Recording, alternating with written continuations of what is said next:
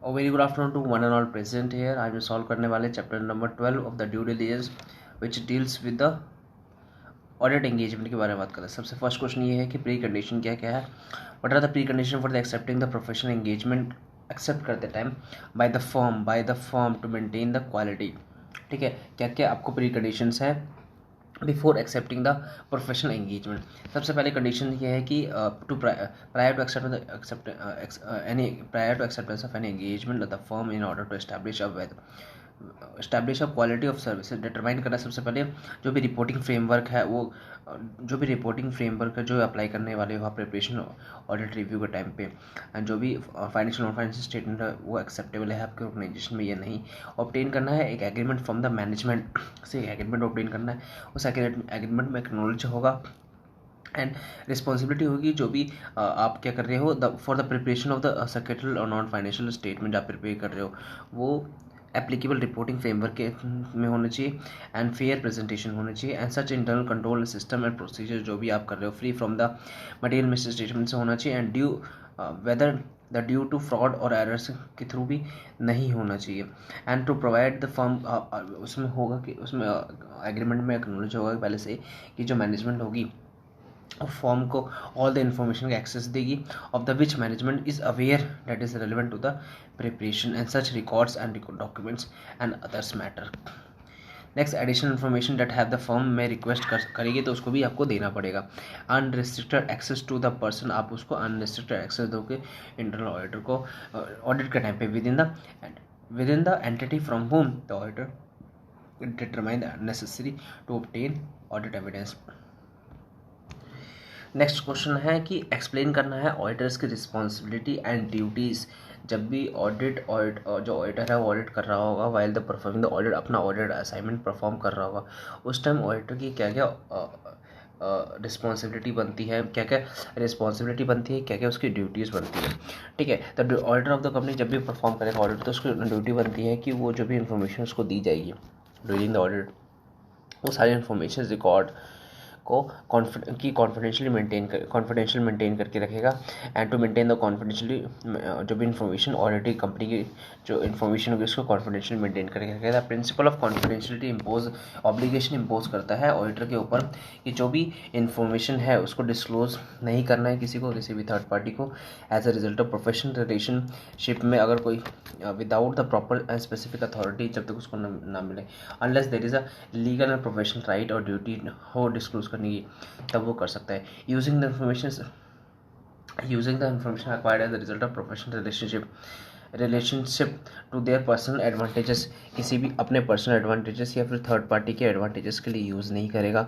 Auditor should maintain confidentiality maintain करके रखना है आपको even in the social environment में भी and auditor should alert the possibility of the inadvertent disclosure, किसी भी तरह गलती से भी इंफॉर्मेशन डिस्क्लोज नहीं होना चाहिए involving the long association with the business. He should also maintain a confidentiality of information disclosed by the prospective client। अगर कोई information disclose की है उसको भी आपको confidentiality maintain करके रखना है and the auditor should consider the need of the maintain the confidentiality information within the firm and employee organization के साथ भी आपको confidentiality maintain करके रखना है। जो भी आपके फॉर्म में एम्प्लॉय काम कर रहे हैं वो भी इन्फॉर्मेशन को डिस्क्लोज ना करें। An auditor should take all the reasonable steps to ensure the staff under the auditor's control। जो भी स्टाफ या जो भी पर्सन आपके कंट्रोल में काम कर रहे हैं वो पर्सन भी इंफॉर्मेशन की कॉन्फिडेंशियलिटी मेंटेन करके रखेंगे। नेक्स्ट बात करते हैं what are the terms and condition of the audit engagement के टाइम पे क्या क्या टर्म्स एंड कंडीशन। सबसे पहले objective and purpose of audit क्या होगा, रिस्पॉन्सिबिलिटी क्या होगी ऑडिटर्स की, रिस्पॉन्सिबिलिटी क्या होगी मैनेजमेंट और ऑडिटिंग कंपनी की, ऑडिट रिस्क क्या होगा उसमें, ऑडिट लिमिटेशन ऑडिट प्लान क्या होगा, ये सारा कुछ किसमें इंक्लूड होगा ऑडिट एंगेजमेंट में इंक्लूड होगा। ऑडिट फीस किस फैक्टर पर डिपेंड करती है किसी भी कंपनी की audit fees, size of organisation की साइज़ क्या है, नेचर क्या है कंपनी का, इंटरनल कंट्रोल सिस्टम कैसा है आपके ऑर्गेनाइजेशन में, स्कोप कैसे क्या ऑडिट करना है, कितना ऑडिट करना है, frequency of audit, in following factor पे जो फीस होगी ऑडिटर की वो डिपेंड करती है। कॉन्फिडेंशियलिटी के ऊपर शॉर्ट नोट लिखना है। Auditor of the company audit करते टाइम कॉन्फिडेंशियलिटी मेंटेन करके रखना है जो भी इन्फॉर्मेशन आपको ऑडिटिंग कंपनी प्रोवाइड करेगी।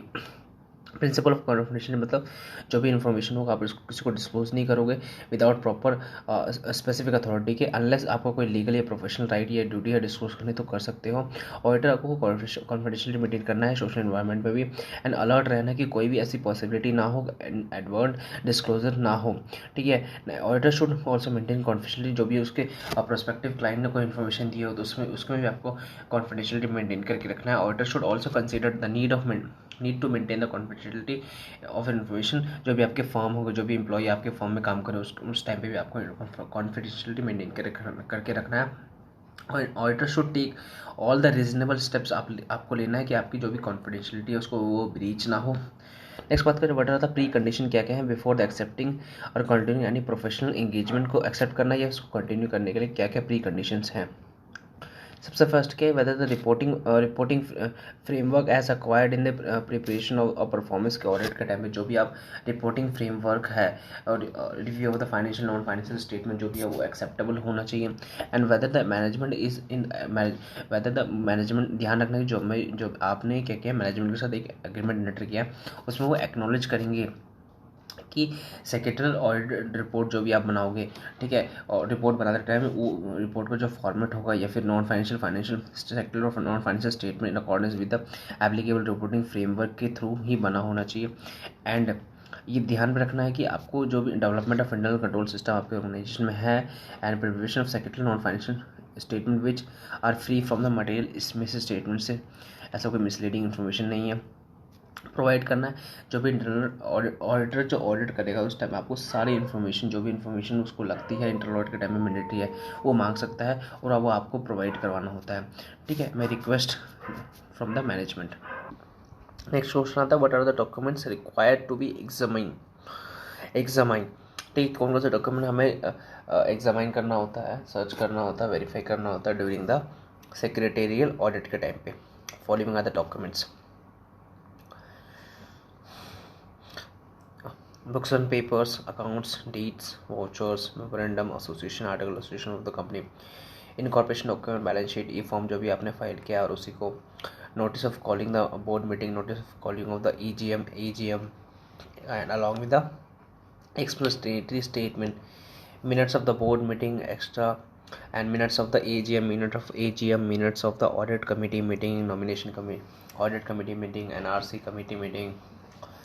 And next, notice of the disclosure of the director's interest in the form number MAP1, copy of the document related to the appointment, resignation of the statutory auditor, copies of the contract made between the companies and any related parties under the section 188 of the Companies Act, detail of the intercorporate investment loan guarantee security, copy of, these are the inclusive list, not are the exhaustive list, ठीक है। ये कुछ documents हैं, information है, papers है, documents हैं जो secretarial auditor audit करते टाइम पे चेक करता है। नेक्स्ट क्वेश्चन है, write short note on the forms and content of the audit engagement letter में क्या क्या कंटेंट इंक्लूड होगा, ठीक है। The forms and content of the audit engagement letter में vary from the each type of audit engagement के ऊपर differ करता है, बट कुछ जनरल कंटेंट जो है ऑडिट एंगेजमेंट में इंक्लूड होगा। सबसे पहला आता है explanation of scope of audit, क्या होगा, एप्लीकेबल लेजिस्लेशन एंड रेगुलेशंस के बारे में, forms of other communication of results, अगर ऑडिट रिजल्ट आपको कैसे कम्युनिकेट करना है, arrangement regarding the planning performance of audit, return representation to be provided by the management, or agreement of the with the management to make available to the auditors adequate records, सारा कुछ information आप auditor को देंगे audit करने के लिए। And agreement आपको management के साथ करना है कि जो भी इन्फॉर्मेशन आप ऑडिटर को दे रहे हो at the time of audit वो फाइनेंशियल स्टेटमेंट एंड इन्फॉर्मेशन जो भी आप मैनेजमेंट को दे रहे हो become aware at the affect the status of compliance of under law, वो सारा कुछ कंप्लाइंस होना चाहिए लॉ से। And period with in the which audit report should be submitted, audit report कितने टाइम में आपको सबमिट करना है, ऑडिट फीस क्या होगी, सारा कुछ आपको ऑडिट एंगेजमेंट लेटर में देना पड़ेगा। नेक्स्ट बात करते हैं what are the limit of the audit engagement. Audit engagement मतलब एक ऑडिटर एक टाइम पे कितने ऑडिट एक्सेप्ट कर सकता है, उसके ऊपर क्या लिमिट है। Following are the limits on the audit engagement, auditor shall not accept the any audit engagement beyond the limit, जो भी लिमिट प्रिस्क्राइब्ड है उसके बियॉन्ड जाके कोई भी ऑडिट एंगेजमेंट एक्सेप्ट नहीं करेगा as may be specified by the law. The violation, अगर लिमिट आपने वॉयलेट किया तो अट्रैक्ट द डिसिप्लिनरी एक्शंस आपके अगेंस्ट हो सकती है। Due to the inherent limitation of the audit together with inherent there is an unavoidable risk that may some material misstatement and material non-compliance may not lead detected even though the audit is properly planned in form accordance with the applicable laws। अगर आप limitation of audit engagement, आपने अगर कोई अगर audit के time पे आपको कोई मिस स्टेटमेंट डिटेक्ट हुआ, आपने उसको रिपोर्ट नहीं किया, तो उस टाइम पे भी आपको attack the disciplinary proceeding attacked हो सकती है। Independent audit conducted in accordance with applicable auditing standard के साथ आपको अप्लाई करते हुए ही ऑडिट करना है। Does not act as a suitable for the maintenance of internal control system mechanism, but the agreement required does not mean that auditor full find the internal control maintain by the management to achieve the purpose. आप जो भी audit करोगे, आपको जो auditing standard होगा उसको ध्यान रख के आपको ऑडिट करना है। नेक्स्ट बात करते हैं, internal control can provide an entity with only a reasonable assurance about the achieving the entity's reporting objective compliance, and such internal control system and process are responsibility for the management।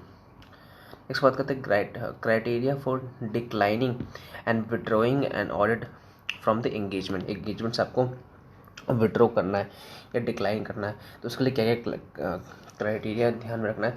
अगर सबसे पहले कि आप independent होने चाहिए, अगर आप independent नहीं है, आपका कोई एडवर्स इम्पैक्ट है आपकी इंडिपेंडेंस पे, तो आपके फर्म पे, तो आपको उस ऑडिट एंगेजमेंट को एक्सेप्ट नहीं करना है। Ability of the firm to provide appropriate services, आपकी एबिलिटी होनी चाहिए, टेक्निकल स्किल्स नॉलेज होनी चाहिए, आपके पास नहीं है तो भी आप एक्सेप्ट नहीं करोगे। कंसिडरिंग सर्कमस्टांसेस, आपको कंसिडर करना है which would be cause the firm regard to the engagement and one requiring special attention and presenting the unusual risk को ध्यान में रखते हुए आपको ऑडिट एंगेजमेंट को एक्सेप्ट करना है। Agreement on the audit engagement के ऊपर शॉर्ट नोट लिखना है। एग्रीमेंट मतलब होता है एग्री टर्म्स एंड कंडीशन पहले से ही करोगे between the auditing company and auditor के बीच में कि क्या क्या टर्म्स एंड कंडीशन डिसाइड होगा पहले से, उसी को कहते हैं एग्रीमेंट। ठीक है, क्या क्या इंक्लूड होगा उस एग्रीमेंट में? सबसे पहले आता है objective and scope of audit, responsibility क्या होगी, फर्म की रिस्पॉन्सिबिलिटी क्या होगी, management of the auditing company, identification of applicable laws and financial reporting framework को आप आइडेंटिफाई करोगे, reference to the expected from the content of any report. Next draft model engagement letter.